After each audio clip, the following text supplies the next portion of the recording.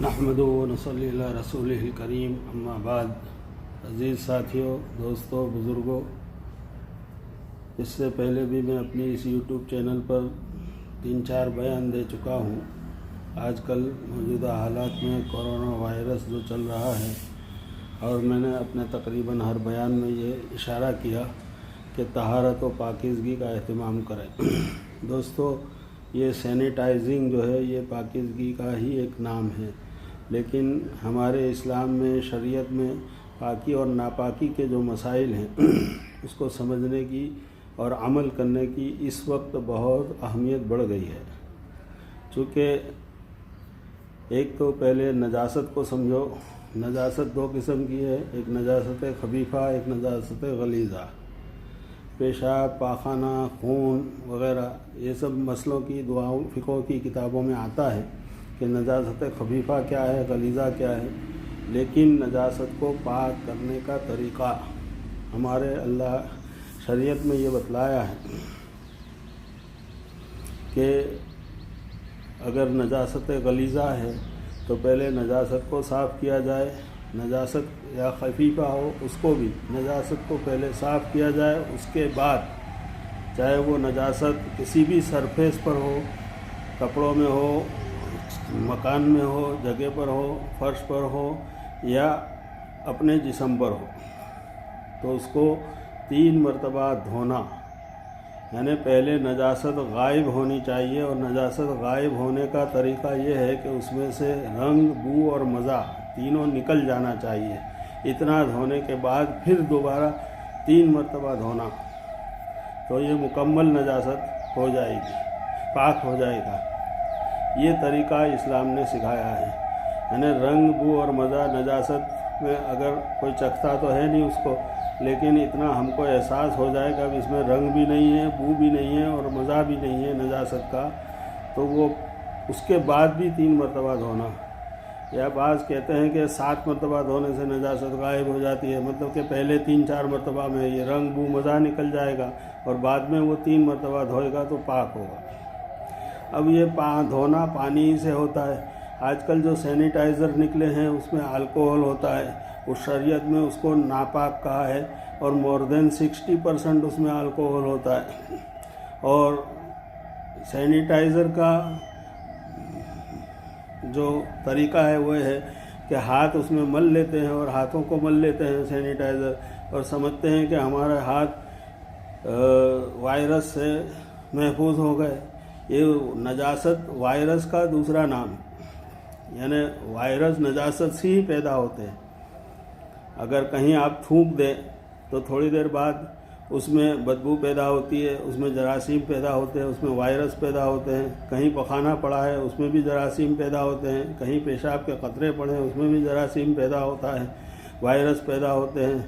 اور اس کو چھونے سے، ٹچ کرنے سے چیپ لگتا ہے، اور وہ چیپ پھر آگے بڑھتا ہے۔ اگر ہم نے اس کو طریقے سے پاک نہیں کیا اپنی جسم کی سرفیس کو یا اپنے کپڑے کی سرفیس کو، تو وہ جہاں جہاں چھوتا ہے وہ نجاست کے جراثیم اور وائرس بھی وہاں تک پہنچ جاتے ہیں۔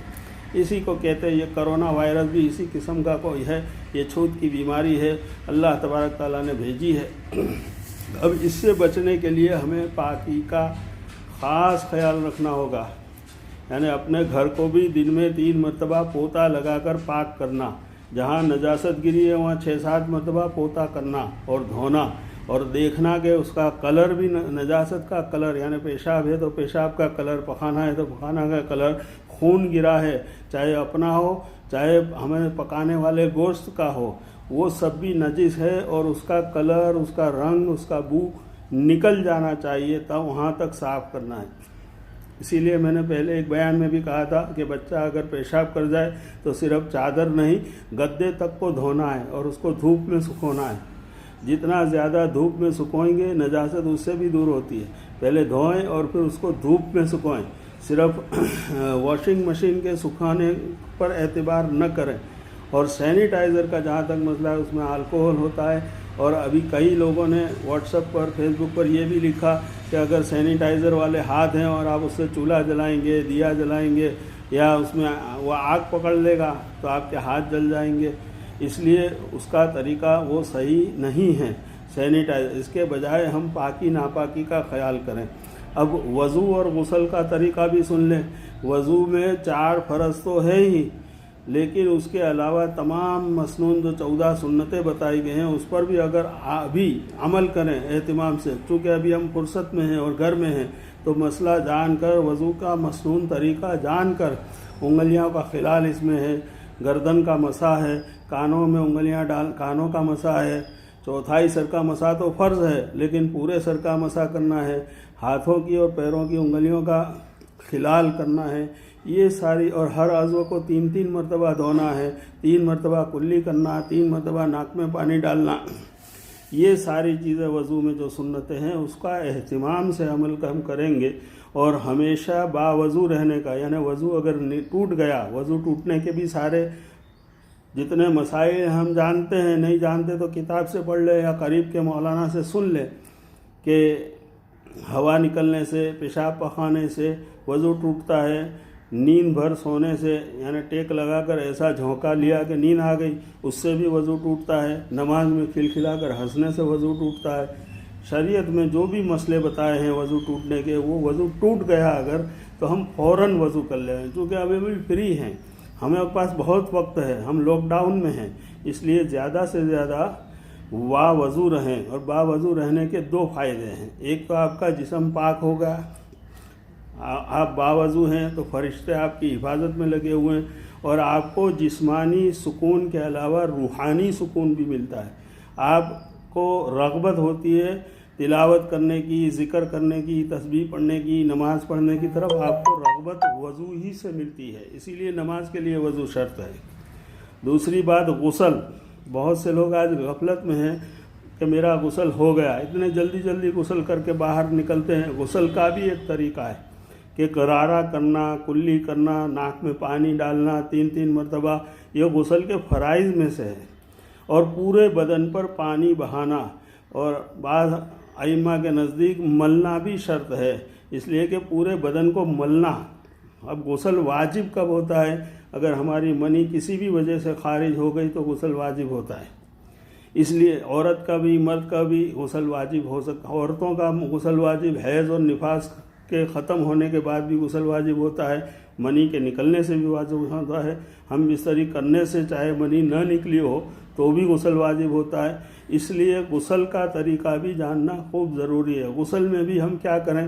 پہلے چھوٹا یا بڑا استنجا کر کے اپنے آگے پیچھے کی شرمگاہ کو باقاعدہ پاک کریں، غسل میں بیٹھ کر، غسل خانے میں بیٹھ کر، اور اس کے بعد باقاعدہ سنتوں کا خیال کرتے ہوئے وضو کریں.